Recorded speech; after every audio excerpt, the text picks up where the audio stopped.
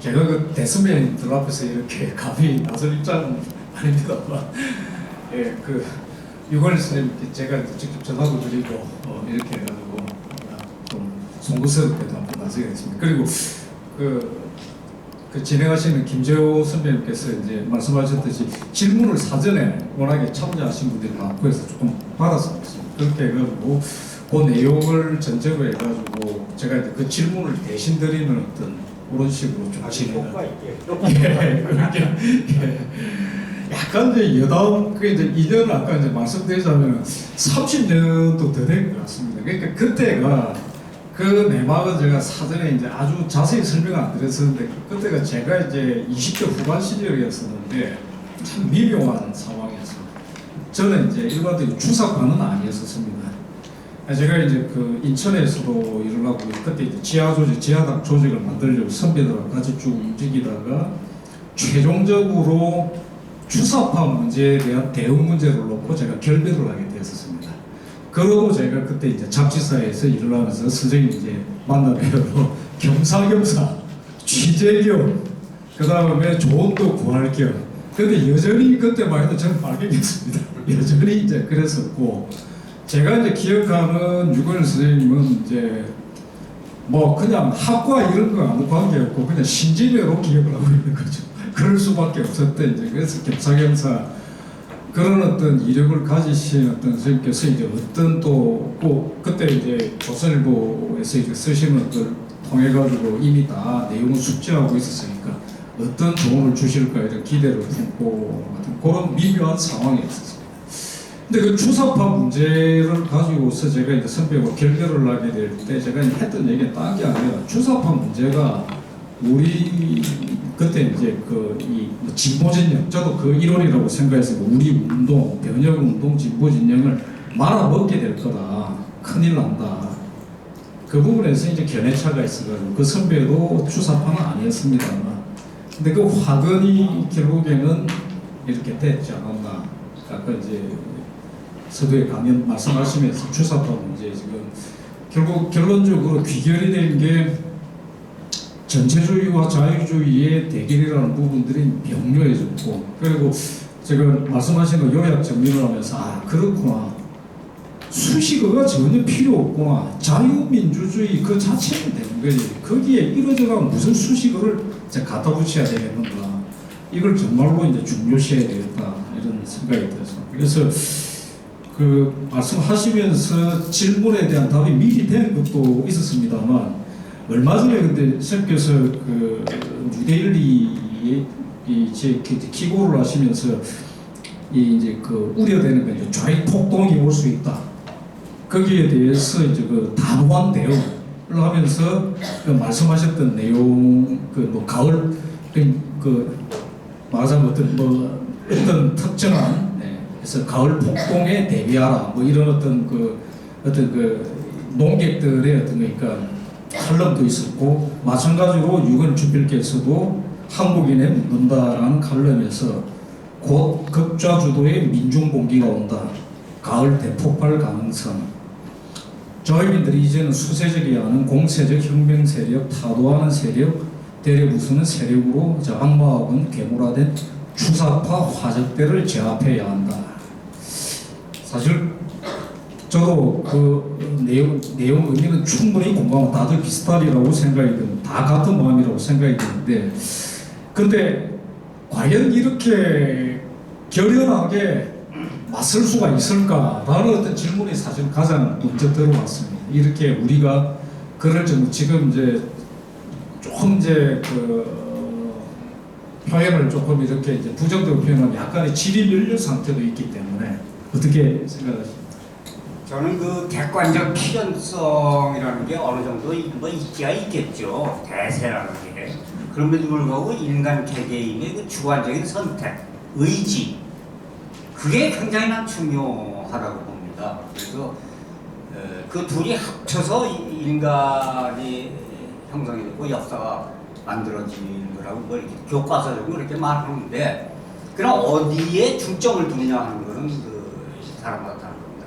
저는 뭐 세계사적 대조교 무슨 대세 이런 거에 굳이 뭐 논박을 할 생각은 없지만 저는 젊었을 때가 지금요 굉장히 그 주관적인 선택, 의지, 내 감성, 내 양심의 느낌, 떨림, 욕구, 욕망, 정의감 이런 거를 굉장히 저는 중요시합니다. 개개인이 가지는.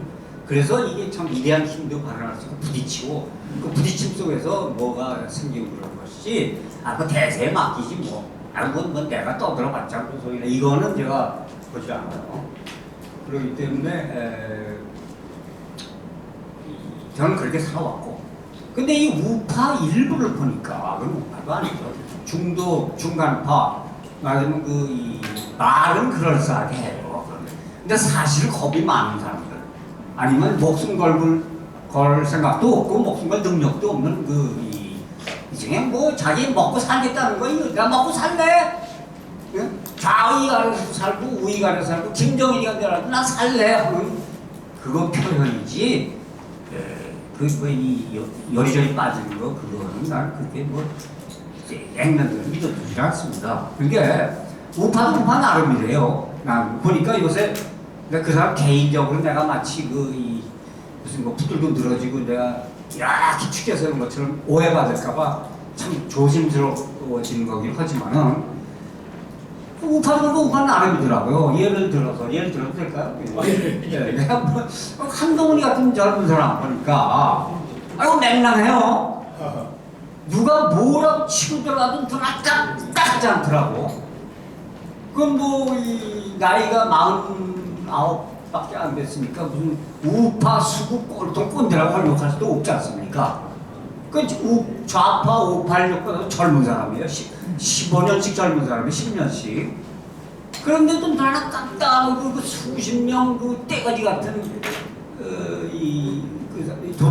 날강도 같은 우파를 짱에 하나다 다 논박을 시킨 거 보니까 그렇게 하라 이거예요. 왜 안 된다고만 그래?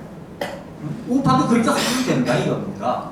그러니까 그동안 너무 우리가 모르는데 하는 사이에 그냥 세상이 완전히 뒤집혀고 우리가 소수가 되고 우리보다 이런 사람들이 전부 소수가 되고 그냥 전부 다 우파도 말이 우파지 좌파한테는 정말 헤헤헤 하면서 나도 뭐지 우파 아니야 나도 진 거야 나 중도까지는 가 50%는 이쪽이야 나도 이명박이 그러지 않았어요. 손학규를 만나 여야 무슨 영수가 비슷한 거 손학규 끝나면서 뭐라고 하지 않습니까? 이명박이가 나도 육성 때 한 생각 했어 나도 운동했어 좀 봐줘 그랬더라고요.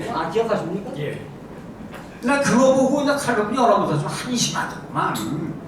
그리고 그 형이란 사람이 한번 저하고 이인호 선생하고 그 상대 교수는 누구죠? 네. 저도 기억이 잘 김문수 예. 멘토. 네. 세 사람을 만나자고 해서 만났어요. 안병진 예. 세 사람을 이상득 씨가 그때 실세지 만나서 점심 먹었는데 그래서 제가 그랬어요. 아니 왜 정권 교체를 청와대까지만 하고 청와대 밖은 정권 교체 안 했으며 그 인사 교체를 아니 내가 전부 국장까지 전부 그 친구들 뭐 이거 꼼짝 안 하랬더니 그걸 어떻게 합니까? 그래요? 그거 뭔 소리요? 정권 교체하지 않았어? 그랬더니 못하겠다 이게 대멋이 어떻게 강한지 겁이 나서 못 뽑겠다 이거예요. 그래서 내가 속으로 그다음부터는 일체 그쪽 사람들 안 만났습니다. 이건 완전히 바라바라바라 떨어요. 쫓겨날까봐. 그러니까 정병도 이명박 밑에서 문화부 장관. 근데 이 세금에서 딱 문예진흥기금이라는 게 있어요. 그걸 전부 좌익 문인들, 예술인들 처음 나눠주더라고. 우파주 둬야 되는 거 아니야? 어떻게 이렇게 똑같이 하냐? 지난 정권은 뭐가 다르냐? 그러니까 의도적으로 겁이 나서 그걸 손을 못 대는 거예요. 그거 끊었다가 자꾸 무너진다 이거예요. 그럼 그렇게 정권 교체할 바에야 차라리 말이지. 근데 그다음부터는 얘들이 날 형편없는 놈들이구나. 경멸을 하기 시작했어요. 그러니까 그래도 박근혜 대통령이 되니까 그래도 통진당 해산도 하고 통진당. 그래서 이거 꽤 무장난이네. 여자가 왜 이명박보다 이적을 낫네. 제가 그렇게 생각을 했습니다. 그러니까 허기 나름이에요. 목숨 바치고 허면 된다라까지는 내가 말을 안 해도 그렇게 살면 되는 거예요. 한덩어리 하지 않습니까? 그러니까 지금 그 주호영이나 관동대가 못하는 짓을 그 사람이 하는 거예요. 그러니까 안 된다고만 그러지 말고 좀 해봅시다.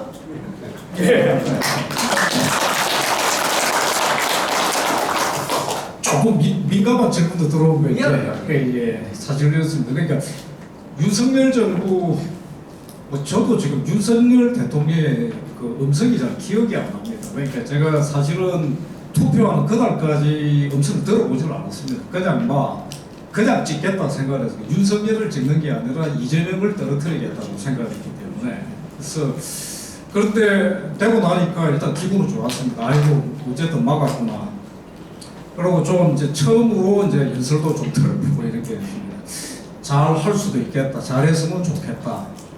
그런데 얼마 지나지 않아 곧바로 참 이게 그 누구나 다 똑같은 마음이겠지만 이제 질문도 들어왔습니다. 불편한 고민을 하게 하는 이제 5.18 관련한 것,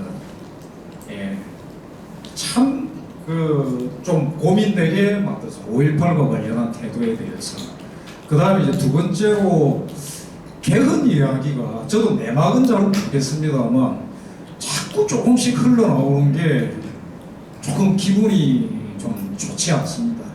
그런 것들 저는 내각제와 대통제 어느 게 옳다 이런 걸 떠나가지고 이게 역사적으로 현실적으로 내각제 개헌이라는 부분들은 사실은 정상배 특권 그룹들의 담합 체제를 현실화 굳히자라는 어떤 구상이다라는 것들이 명백한데 저는 그래서 그런 부분들이 걱정이 되는데 그런 마음 걱정하는 걸 마찬가지로 질문을 주셨습니다. 어떻게? 네, 그 점에 대해서 제가 좀 생각을 많이 했는데요. 결론부터 말씀드려서 내각제가 대통령제 그 교과서적으로야 너 나쁘고 좋을 게 없죠. 근데 이거 그렇게 생각하면 안 된다. 우리 정치적으로 봐야 돼요. 그 정치적으로 내각제 개헌 기도 세력에 동기가 있습니다. 그건 뭐냐면은 이 사회에 이 거대 사익 집단이 있습니다. 그게 민주사회, 소위 말하는 자유경제 시장사회 좋은 점이죠. 민간 거대 집단들이 이렇게 활거하는 그 밸런스를 취하면서 어느 것도 우세하지 않으니까 민주주의가 되는 겁니다. 여러 계급이 이렇게 동시에 힘이 박중지세에 왔을 때 또 프로테스탄티즘과 가톨리시즘이 어느 것도 상대방을 다 전멸시킬 수가 없을 정도가 됐어요. 종교 30년 전쟁을 종교 가지고 30년을 샀습니다. 유럽 사람들이. 그래가지고 드디어 기진맥히는 거예요. 양쪽이. 야 이제 못 이기겠구나. 서로 못 이기겠구나. 그래 종교의 자유다. 이렇게 해서 외교적으로는 웨스트팔리아 1648년에 웨스트팔리아 조약을 맺으면서 공전체제가 온 거예요. 종교 세력 간에도 그렇고 계급사회, 계급들까지도 그렇고 거기서 어떤 의미에서 데모크라시가 오기 시작한 겁니다. 사실 데모크라시라는 게 균형에서 옵니다. 너와 나의 힘이 어느 하는 것도 압도적이지 않다. 그럴 때 데모크라시가 오는 거죠. 그래서 그런 점에서 보면은 이런 나올 수 있는 논제이긴 합니다. 그러나 요새 우리 사회에 왜 갑자기 내각제 오느냐? 이게 나눠 먹겠다는 거예요. 그러니까 이게 왜냐면 김무성, 박지원 그렇게 있던 시대가 있죠. 우파의 거둥이 김무성, 좌파의 거둥은 박지원 이렇게 된 적이 있었습니다. 이명박 때인가? 아니 박근혜 때 있었어요. 박근혜 때. 근데 어떤 잊어버렸어. 무슨 노사 분교가 나는데 그때 이 노사 장관하고 백모신데요 여성. 아주 노사 분기를 적절히 컨트롤하는 여성인데 백씨예요. 여성 장관과 그 위에 박근혜 대통령 이 콤비가 그 노사 분규를 아주 적절하게 제압을 한 거예요. 그래서 야, 활동하죠. 야, 내 속으로 이거 참 이렇게 여성들 둘이서 이거 해치는구나. 가지고 굉장히 좋아했는데 하루 짜고 나니까 김무성이가 딱 차이가더라고. 그냥 타협을 해버려 노를. 이게 뭐냐 너? 이거 박근혜가 가지 네가 한 거냐? 그냥 흘낸 적이 있으니까 글로다가 그때부터 뭔가 이 김무성과 박근혜의 어떤 그 야합 같은 게 좀 보이면서 사회 배후에 어떤 민간 거대 집단들이 딱 붙는 거예요. 그래서 내각제 그건 뭐냐면 나눠 먹자는 겁니다. 이권 나눠 먹자. 대통령 못하니까 국무총리도 하면서 그러니까 정계 그다음에 경제계나 이 민간 이익 차원에서는 이제 그 심생 대통령 질렸어. 그냥 대통령만 되면 우리 불러다가 답답하고 돈 뺏어가고 말이야. 막 잡아놓고 그러니까 이게 가지고 이제 대통령 없애자. 우리 이제 부자들끼리 나눠 먹자. 이런 세력이 또 그 뒤에 붙는 거예요. 붙어가지고 이제 양김 시대에 영웅의 시대가 갔으니까 영웅의 시대가 그하고 평범의 시대가 왔으니까 우리 이제 민간 좀 돈깨나 있고 좀 힘깨나 있는 정계의 거주들, 민간 사회의 거주들이 이제 이렇게 지분을 가지고 나눠 먹자. 그래 야합이 성립했다고 저는 봅니다. 그 지금까지도 끈질기게 가고 있습니다. 지금. 그러니까 죽을만 하면 또 나타나고 그 논란이 또 거셨더라. 그래서 우리가 여기 여러분들이 꽤 소리 지금 지금 그 대안이 왜 위험한가면요. 지금 이 좌익에서 또 말하는 게 연방제 아니겠습니까? 평화체제, 자기네들이 말하는 평화체제고 왜 개헌을 하려고 그러는 거예요. 그러니까 실제로 조국이가 앞장서가지고 개헌을 발의까지 하지 않았습니까? 그래서 여러 가지 단일해석에서 못했는데 그럼 여기서 이제 일부가 우파 일부 이 거대 집단이 야 우리 내각제 합시다. 그러면 저쪽에서 좋다. 내각제까지는 아니래도 비슷한 거 하면서 그 대신에 저 사람이 노리는 게 있습니다. 좌익에서 팔도 독립하는 정도의 그런 뭐라고 그러죠. 연방제를 하자. 그러니까 북한하고 연방제 하기 전에 대한민국 팔도부터 분립시켜서 연방제 하자는 겁니다. 그러면 그게 북한과의 연방제를 하면 접경이 된다고 보는 거예요. 근데 지금 전라도, 경상도, 강원도, 경기도, 뭐 서울특별시, 부산광역시 이렇게 다 뭐 독립국 수준까지는 안 돼. 독립국 하기 한 5분 전까지 자립시켜요. 그러면 그냥 뭐 전라도 정부, 경상도 정부, 충청도 정부, 우리는 김정은이 뭐 직접 통합했어. 우리 대사관도 교환하겠어. 이 경제대표도 교환하겠어. 누가 이럴지도 모르는 거고. 그러면 깨지는 겁니다, 대한민국. 한 나라가 아니에요, 그렇게 되면. 그러면 연방제하기 아주 좋죠. 근데 그것과 이쪽의 내각제가 맞물릴 수가 있어요. 타협. 근데 그런 것까지 우리가 뭐 그렇게 되라는 결정론은 아니지만 그런 극단적인 사태까지도 우리가 내다보면서 경계를 해야 된다. 그렇게 생각을 하기 때문에, 이제 근데 문제가 뭐냐면 이 국힘당이 약하니까 또 이 윤석열 대통령도 검찰총장한테는 잘 싸우는데 막상 대통령 딱 되고 보니까 겁도 나고 어딘데 밤에 조용히 내 털은 없는데 잠은 안 오고 생각하면 에휴 나도 뭐 이렇게 고집부리지 말고 타협해보니까 이런 유혹에 빠질 수 있는 거예요. 그 옆에서 쏘사기는 사람도 있을 거고 뭐 광성대가 그냥 잡시다 이렇게 이런 그 위험성이 있다 이거예요. 그러니까 그런 이 극단적으로 이 극좌혁명 세력의 연방제, 팔도 독립, 분립, 대한민국 해체 음모와 이쪽의 이 일부 세력의 이권 나눠먹기 그것이 맞아 떨어질 때 그리고 여기 자유민주주의 세력이 힘이 점점 이렇게 뭐 이게 극좌 타도하라, 뭐 주사파 타도하라고 막 일어나기 전에 얼렁뚱땅 넘어가기 위해서 그런 그 음모가 나올 수 있고. 그래서 이번에 통통부의장에 김무성이가 또 된단 말이야. 여러 사람들 취재를 해서 이게 뭐였냐는 거냐. 뭐 글쎄 딱히 뭐 이 구체적인 취재는 안 나와요. 안 나오는데 나는 아무래도 꿈틀거린 것 같아요. 그쵸, 언저리에서 꿈틀거려서. 근데 요새 이게 그래도 반발이 일어나가지고 뭐 좀 주춤한 것 정도 보는데 어쨌든 지금 그 질문에 어느 정도 답변이 됐는지 모르지만 예전에 그러고 보니까 김대중 씨가 지방자치제를 이렇게 밀어붙일 때 그리고 그때 이제 내각제 뭐 이런 것도 있었다라는 얘기도 들었다고요. 그래서 실제로 이런 말씀을 들을 수 있을지 없을지 모르겠지만 지금 사실이 예전에 어릴 때 교과서적으로 배우고 뭐 그러려니 생각했던 그만큼 한국이 단단하게 하나는 아닌 것 같다는 생각이 좀 많이 든다라는 그런 걱정이 지금 이제 바닥으로 들어가면은 상당한 수준으로 이제 분열이 심화되어 있는 건 사실 아니냐. 이게 걱정도 있습니다. 그래서 그런 뜻에서 사실 굉장히 민감한 문제이긴 하지만 저도 제가 이제 이 부분들은 오히려 이제 그 명백히 해두는 게 좋을. 저는 이제 그 지바롬 씨와 같은 스타일의 5.18 문제에 대한 접근에 대해서는 단호하게 선을 긋는 입장입니다. 근데 이제 제가 5.18의 내막에 대해서는 약간은 좀 알고 있는 게 좀 있기는 있습니다.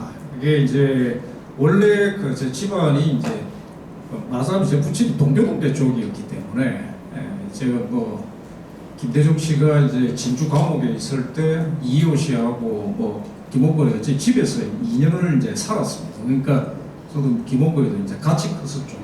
그런 시기니까 그래서 그 부산에 이제 그 동교동계 일종의 정치건당 아지트 비슷하게 해가지고 하도 어릴 때부터 얘기를 많이 듣고 있기 때문에 그 80년 5월 그 시기에 젊은 시기에 그들의 머리를 사로잡고 있는 어떤 발상법이 무엇이었던가는 좀 헤아리고 있는 편입니다. 그래서 이게 이제 5.18은 어떻다라는 뭐 결론부터 말씀드리면 저는 이제 그 사실 5.18은 이게 이제 얘기가 나가게 되면 어떻게 말씀이 날지도 모르겠습니다만 저는 이제 김대중 폭동이라고 생각을 합니다. 그렇게 이제 결론을 가지고 있는데 아무튼 5.18이 어찌어찌 그러니까 여러 우여곡절을 겪으면서 이거는 저는 좀 그러니까 그렇다고 굳이 그러니까 희생당한 분을 모욕을 한다라든가 뭐 이러고 싶지 않은데 저는 개인적으로 굳이 그들의 그러니까 아픈 고통, 그 사실은 무고하게 고통을 겪은 분들이 있지 않습니까?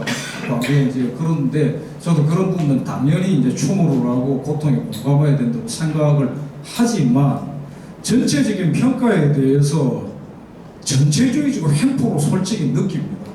요만큼의 반론도 안 된다. 물론 너무 맑았지 않은 경우에서는 좀 화동하고 뭐 이런 것도 이해는 되고 하지만 그러나 말에는 말로 글에는 글로 이렇게 대응을 하면서 해야 되는 게 옳지 않은가. 이게 이제 자유민주 체제의 원칙이라고 싶은데 뭔가 이제 법으로 단속을 해가지고 뭐 단속을 하면은 뭐 잡아놓겠다 이런 식까지 돼가 있는 이게 이제 말이 되느냐. 그런데 거기에 대해서 국힘당 뭐 그 전에 당도 마찬가지고 윤석열 정부도 머리를 그냥 숙이고 비석을 맞으면서 우는 모습을 보이고 솔직히 그럴 뭐 권리도 있고 그 이해는 되지만 좀 보기가 안 좋고 부담스럽고 저 개인적으로 굉장히 이건 문제가 있다 이렇게 생각합니다.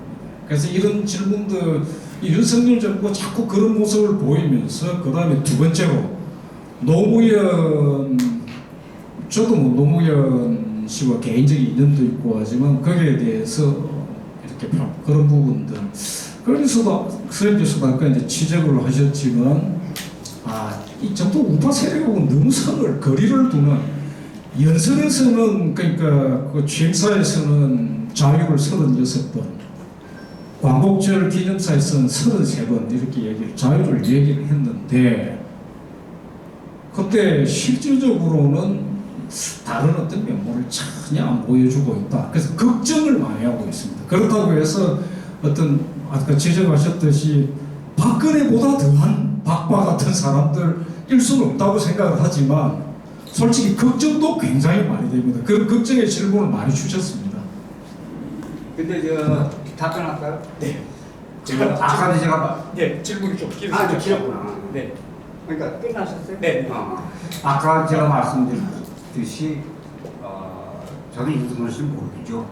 점심 한 끼 먹은 적이 일찍 만난 적도 없는데 지금 주신 질문을 조금 재구성해서 보면 두 가지를 말씀드립니다. 윤석열 씨가 도대체 어떤 분이냐 분일 것 같고 특히 그런 전체주의 혁명과 관련된 그야말로 이 태도, 인식의 태도가 대처 방법이 뭐겠느냐 그런 궁금증이라는 점이 하나 있고요. 또 하나는 한국 같은 상황에서 우파적으로 얘기하면 대중의 봉기, 국민의 봉기고 좌파적으로 얘기하면 민정폭동인데 저항, 걸기 뭐 그런 거 아니고 그런 것이 일어날 경우에 이것이 얼마나 자유민주주의 상태에 아직은 있고 어디서부터는 이게 이제 극좌 우리가 찬성할 수 없는 방향으로 나가고 있냐는 그 정도의 문제, 이 문제예요. 그 첫째, 윤석열 씨는 어떤 사람이냐? 그러니까 솔직히 말해서 저도 모른다고 할 수밖에 없는데 저는 이렇게 봅니다. 윤석열 씨가 아까 자기 세력이 없지 않습니까? 뭐 꼬문 하나도 없어요. 정말 한동훈이하고 이상민 두 사람 정도지 국힘당. 즉 윤석열 대통령 꼬문 아니고 언론도 아니고 뭐 그렇다고 해서 지역으로 뭐 김대중 씨 같이 이 호남 국민의 마음을 딱 쥐고 있는 사람도 아니고 그렇다고 해서 검찰도 뭐 요새 검찰이나 윤석열 씨 꼬문이지 누가 또 경찰도 안 해요. 경찰은 원래 반란까지 일으켰습니다. 김산영인가 야가지고 공무원도 뭐 지금 눈치 살필 거고. 아니 도대체 그런 입장에서 검찰총장 할 때 청문회에서 그냥 추미애한테 대들고 박범계한테 대들고 윤석열이만 가지고는 이거 감당할 수가 없을 것 같습니다.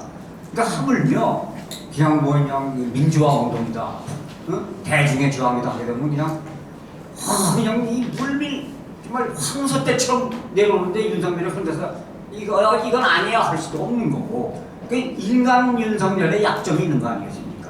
인간 윤석열. 또 언제부터 그 양반이 이렇게 투쟁을 했습니까? 그 양반이 그냥 사시 공부해가지고 패스해가지고 공무원 한 사람 아닙니까? 언제 무슨 저항운동을 해봤습니까? 뭐 이념 경험이 있습니까? 뭐 학생운동을 해봤습니까? 뭐 아무 동기 없잖아요. 관료 이외에는. 그러니까 그 양반으로서도 이 검사 노릇은 잘했을지 몰라도 이념적 사상적 정치 투쟁의 그 숙련도는 아주 낮을 거란 말이에요. 그러니까 대통령 되어가지고서 내일이 무슨 날인 줄 아십니까? 무슨 날이에요? 5.18 기념식입니다. 그럼 광주 가셔야 된다. 이거 속을 뜨끔할 겁니다 아마. 내가 어떻게 얼굴 표정을 써야 되고, 광주 묘소에 가가지고 이 돌멩이를 내가 얼마나 몇 번을 밟아야 되고, 그리고 어느 정도까지 내가 진보적으로 말해야 되고, 어느 정도까지 말 안 해야 돼. 우파적인 데 먹는 이걸 머리가 그냥 딱딱딱 나 좀 어떻게 해줘. 아마 그 상대방이 있으면 제가 만약에 그 양반이 아주 굉장히 가까운 사람이다, 뭐 삼촌이다 그러게 되면 삼촌 나한테 말켜줘 이랬을 겁니다 아마. 잘 모르죠 윤석열. 나만큼도 모를 거예요. 이강원 선생님에 대하면 택도 없는 거고. 그러니까 겁나지. 그러니까 얘다 먹어라 하고 다 준 겁니다. 얘다 나는 몰라 그냥 산자에 따르란 노래 불러 제끼고 말이야. 다 먹으란 말이야. 내가 뭐 여기 반대할 이유가 있냐? 그렇게 다 주는 거죠. 그러니까. 그렇다고 이건 민주화 운동이 첫날은 자유민주주의였는데 둘째 날, 셋째 날, 넷째 날 갈수록 점점 좀 이상해지고 말이야. 그 후에는 완전히 이걸 통합난과 무슨 4.3 사태 민중 반란 이렇게 해가지고 이상 방향으로 끌어가지고 지금은 아주 그냥 자유민주주의가 아니라 무슨 민중민주주의 신경처럼. 그러니까 나는 여기 찬성할 수 없어 이렇게 말할 수 있겠습니까? 그러니까 좀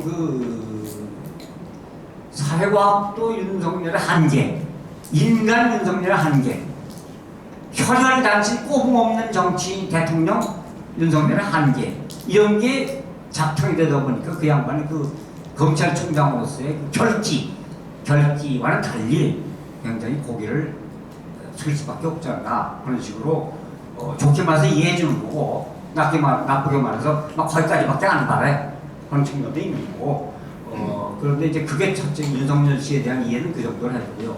그럼 이 한국에서 일어나는 그 저항운동, 국민적 저항운동, 민중적 저항운동을 우리가 어떻게 봐야 되겠냐? 이게 다시 말해서 이 남한의 저항운동과 북한의 극좌 김정은 주사파 정권과의 관계가 어떤 거냐? 저는 이 남베트남 베트콩 민족해방전선이라고 있었어요. NLF 그것이 독자성을 가진 것처럼 서방 언론들이 보도를 했습니다. 또 내 개인적으로 그러길 바랬고, 이게 원래의 꼬붕이 아니라 남베트남의 독자적인 공산주의와는 조금 다른, 좌파는 좌파지만 다른 독립된 운동이길 바랬습니다. 그런데 그냥 그 독립군이죠, 독립군. 4.20의 독립군이 탱크가 밀고 들어가서 그냥 점령을 해버렸지 않습니까? 그 다음 날로 남부월남 민족해방전 NLF는 총력을 감추더라고요. 그래서 여기 선생을 만났습니다, 제가. 그래가지고 아니 이거 내 취향대로 하면은 NLF가 3년을 가야 되는데 하루 만에 없어지다? 아니 완전 베트콩 월맹이 NLF라는 게 이게 가짜 아닙니까? 그러니까 내가 그러니까 이 양반이 저걸 보고 그냥 약호를 주는데 야 그런 줄 몰랐어 그러더라고요. 그러니까 개인적으로 니어 선생한테 약간의 배신감을 느끼겠더라고. 그때는 뭐 NLF가 무슨 뭐 독자적인 민주화 운동인 것처럼 얘기하더니 이 월매군이 딱 점령할 뻔이니까 야, 너 허사한 줄 몰랐어 이렇게 얘기를 하는 거야. 너 너무 순진하지 않느냐 얘기해요. 그래서 이거 봐라. 해가지고서 내가 좀 뜨악한 적이 있는데 그럼 우리나라는 어떻게 했느냐. 그러더니 과연 그러니까 이 베트남 남부월남 민족해방전선이 있을 때에도 베트콩 배후에 인민혁명당국에 있었습니다. 그 인민혁명당 북부월남 월맹의 직활부대예요. 그러니까 그것이 팜흥이에요, 대장이. 팜흥이라는 사람이 다 컨트롤한 거예요. 뭐 그랜 티빙이라고 무슨 파리 강화회에 가서 그 여성 NLF 외무장관 행사하면서 그 화려한 언론의 각광을 받지 않았습니까? 4.20 한가 그 다음으로 사라져 버리더라고. 종적인 노연해. 그래서 월명 직활체제로 그날을 가더라고. 그러니까 우리나라는 어떻게 했냐? 저희 운동세대, 학생운동세대만 해도 북한을 가야 적 없었어요.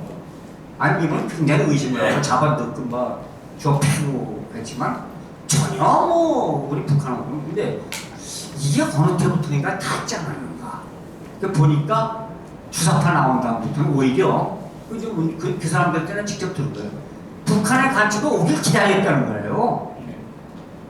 그래서 언제든지 오늘 맞아준다. 그리고 앞서 김영환이가 누가 뚜벅도 그냥 잘 안녕하십니까? 네, 어디서 오셨습니까? 저 북에서 왔습니다. 아 그러세요? 근데 그 정도까지 갔던 거예요. 80년대 후반이나 90년대 초에 이선실이 가서 독방을 치지 않습니까? 김부겸이도 그리 들어가고 뭐죠?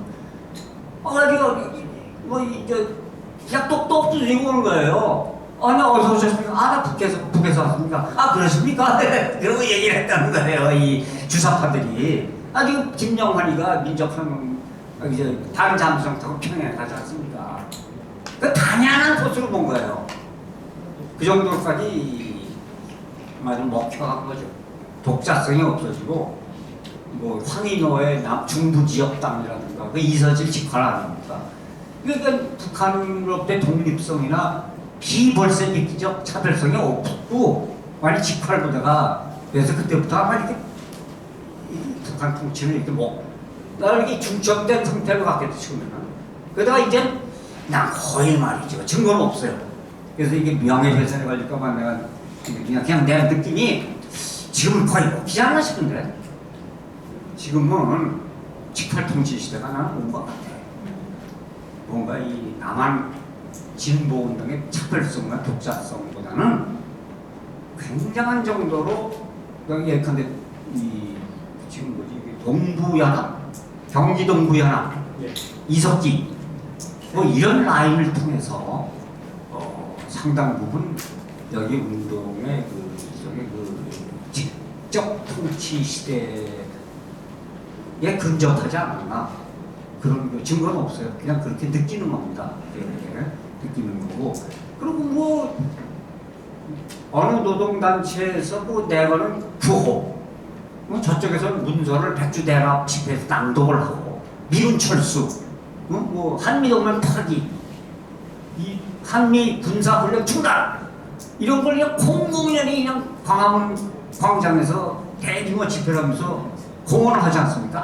아무도 잡아가지 않고 그러니까 이 정도가 됐으면은 더 이상 이제 의심할 필요 없이 거기에 와서 떠드는 구호 구와 당면 과제 소위 태제 이게 이쪽에 그대로 그날로 통용되는 그런 그 정도까지 아마 이렇게 보고 있는데 과연 우리 당국이나 우리 전 우파정당 국민의힘 이런 데서는 이 문제를 어떻게 보는지 제가 한 번도 대화를 해본 적이 없습니다. 지금 국민의힘 사람들하고 그냥 뭐 어쩐지 좀 이 자격이 미달인 자들 같아가지고 과연 만나고 싶은 생각도 없고 그러니까 누가 이 트렌드 이 도도한 그 트렌드 민족해방 민중민주주의 혁명 80년대 주사파나면서 그걸 NLPD라고 내가 그러지 않습니까? 민족해방 민족민주주의 혁명 NLPDR 응? 그게 그때만 그거로 나오냐 지금은 아주 그냥 그 단계로 가지 않았나 그런 그 감을 느끼고 심지어는 제가 답답했던 게 이 젊은 후배들한테 이 논쟁 공무계 석상 하게 되면 진보 이퀄 극좌예요. 뭐 이 서구적 사회민주주의, 서유럽적 사회주의, 민주사회주의 이런 인식도 없어요. 영국 노동당, 독일 사회민주당, 서유럽 민주사회당 이런 인식이 없어요. 그건 전부 수정주의에서 자유주의 타도 수정주의 타도 그럼 뭐 하자는 거예요? 그럼 벌써 이렇게 하자는 거거든요. 지금 중국共产党이든 러시아 공산주의자들 아무튼 극좌 벌써 이렇게 하자 일당 독재 하자는 거지 무슨 뭐 의회주의적 좌 의회민주주의 테두리 아래서의 좌파 그런 걸 인식에도 없어요. 그런 게 있어? 그런 게 없어요. 좌파 이퀄 진보 이퀄 볼세비키 이제 그런 걸 보고 내가 얘들 좀 무식하지 않은가 역시 이런 걸 모를까 좌파 내부에도 수십 종의 종류가 있다는 걸 왜 모를까 그런 걸 가끔 느꼈는데요 80년대 90년대 들어오면서 지금은 더 천하통일 극좌 볼세비키에 의한 시진핑에 의한 또 김정은에 의한 한국 좌파 운동의 석권 제압 그래도 그 정도가 80년대, 90년대, 2000년대 초보다 더 강화되지 않았을까 그 정도를 보고 있습니다. 그러니까 그 왁구 아래서 모든 역사를 지금 바꾸고 있습니다. 공황이나 민중혁명이야 뭐 일제항일운동 그것은 좌익 민중 계급혁명이야 그래야 돼. 8.16 이후의 폭동 그거 다 남노당 주도의 혁명운동이야. 그럼 한국 민주화운동, 60년대 민주화운동, 80년대 민주화운동, 그거 다 이 민중해방 제3세계 혁명운동의 일환이야. 다 이렇게 역사를 만들어가고 그렇게 역사를 보지 않으면 자랑할 거야. 이 단계까지 왔어요. 전에는 야 우리 야당 좀 하자. 우리 운동권도 야당 좀 하자. 그렇게 하더니 조금 있다가 우리 여당 좀 하자. 이거 집권을 하더라고요. 근데 일단 이제 우파 보수를 아예 없애버리겠어. 누구죠? 이해찬이. 이해찬이 아주 보수 박멸, 보수 없애버리는 거예요. 보수는 위상 자체를 없애버리는 거예요. 그러니까 20년, 30년, 50년 찍고 나갔어. 그래서 김영남이 앞에 가가지고 이게 정권을 좀 내주지 말아야 되는데요. 그런 얘기하는 거 맞죠? 뉴스에 나왔어요. 그러니까 집권을 할 때까지는 우리 야당 좀 하자. 나도 야당 좀 대우해줘. 그 다음에 나 여당 좀 하겠어 하더니 여당 해봐라. 그래서 집권을 하더니 이거 우파가 없애버리겠어. 영구 집권을 해서 이렇게 나오는 거예요. 그게 전체주의로 간 겁니다. 그러니까 그런 의미에서 역사의 변조, 역사 왜곡, 역사의 전체주의적 해석 이 단계까지 갔기 때문에 아까 제가 말씀드린 것처럼 우파가 다시 원내 다수를 회복하면은 그 법률 자체를 없애버렸대요. 네. 예. 아주 뭐 정말 열배로 방송해 주셔서 감사합니다. 우파가 이제 이 급속하게 이제 건너뛰어가지고 다음에 총선 때 그러면은 어쩌죠? 가능성이 아까 이제 말씀은 그러니까 저도 그렇게 돼야 되는데 지난 그 총선 때 공천을 하는 그 이후에 이러저러한 행태들 파동들을 보면은 정말 좀 이제 좀 점잖은 표현을 쓰면 한숨이 푹푹 나왔고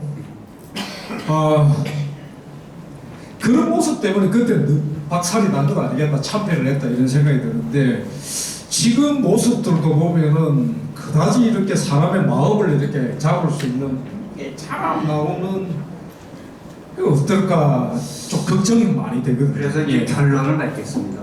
시간이 꽤 흘렀으니까 이걸 결론 삼아서 얘기하는데 이제 건의를 드리는 겁니다. 여러분들한테 그렇게 훌륭한 일을 하시는 여러분들도 저는 이제 늙었으니까 후배 세대에게 이러는 건 어떻겠나 하는 그 의견을 드리면은 지금 어차피 이 국민의힘은 깨지 않습니까? 오늘 현재도. 그러니까 이 일부 젊은 우파가 그런 주장을 하더라면 난 공감합니다. 국민의힘을 먹을 생각을 해야 되지 않느냐. 지금 이거 개판이 됐으니까 이럴 때 오히려 찬스도 될 수 있다. 그러니까 그 안으로 들어가서 어떻게 하는 방법이 없겠나. 응? 그뭐 태태고 이게 물리칠 게 아니라 그 안으로 들어가서 어떻게 좀 이렇게 침투는 이제 소수일 때. 여기 더 바라면은 그 최고위원회도 들어가고 한 명 들어가고 또 이렇게 이 책임 당원들로 전부 가입을 해가지고 정당이 입당을 해서 정말 당내 경선이나 당내 정치를 통해서 영향력을 한 귀퉁이라도 먹고 응? 바람직하면 두 귀퉁이라도 먹고 최고위원회로 사람을 넣고 그리고 나중에 2년 후에 공천과 그래 윤석열이를 당신 이쪽으로 와 당신 우리가 당신 지지하는 거야 저쪽에 말말이 끓이 말고 그러니까 윤석열을 버릴 게 아니라 저쪽에서 가져가지 못하게 할 필요는 있다 거야 여기서 제가 얘기하지 그럼 뭐 대통령인데 뭐 효용 가치가 충분하지 않습니까? 예. 그럼 버릴 게 아니죠. 박근혜 잡는 놈들 싫어 이랬던 게 아니라 뭐 당신이 잘못된 거 다행이야. 근데 당신 잘못된 거 저기 먹히니까 그게 또 우리 먹지 않아. 우리 먹지 않고 당신 잘 되길 바라는 거야. 이렇게 어떻게 이해를 시켜가지고 윤석열 씨로 하여금 이렇게 이리 갔다 저리 갔다 나약하게 흔들리지 않게 딱 뒷받침 해주고 이러면서 어떻게 이 야당 원내 야당을 정통 자유주의 흐름이 좀 이렇게 포기하고 좀 이렇게 붙잡을 수 있는 좀 들어가는 그런 전략을 써주시면 어떨까? 그걸 제가 결론을 내시면서 건의의 말씀을 드리고 싶습니다. 어떠한 질문도 드리지만 사실 제가 조금 섞어서 풀어서 자유대한 연대의 앞으로 뭐 방향 이런 부분에 대해서 방금 이렇게 말씀을 해주셨다라고 생각이 듭니다. 그리고 말씀을 하셨던 내용 속에 또 다른 질문들도 다 녹아 있다라고 생각이 듭니다. 특히 뭐 이준석 리스크 문제라든가 그다음에 지금 이재명의 문제 이런 부분 같은 경우는 말씀 안 하시고 일찍이 다 지적을 하셨던 문제들 뭐 글로서도 말씀하셨던 것 같고 그렇습니다. 다만 이제 그 우려를 하고 걱정하는 마음에서는 다들 같지 않나 생각이 드는데 어쨌든 자유대한 연대 입장도 그것은 입장도 마찬가지고 걱정하고 아쉬워하는 거는 있고 그러나 우리가 이제 바보 같은 이제 집토끼라서 그런 게 아니라 그럼에도 불구하고 이것은 이제 윤석열의 문제나 국힘당의 문제가 아니라 우리의 문제.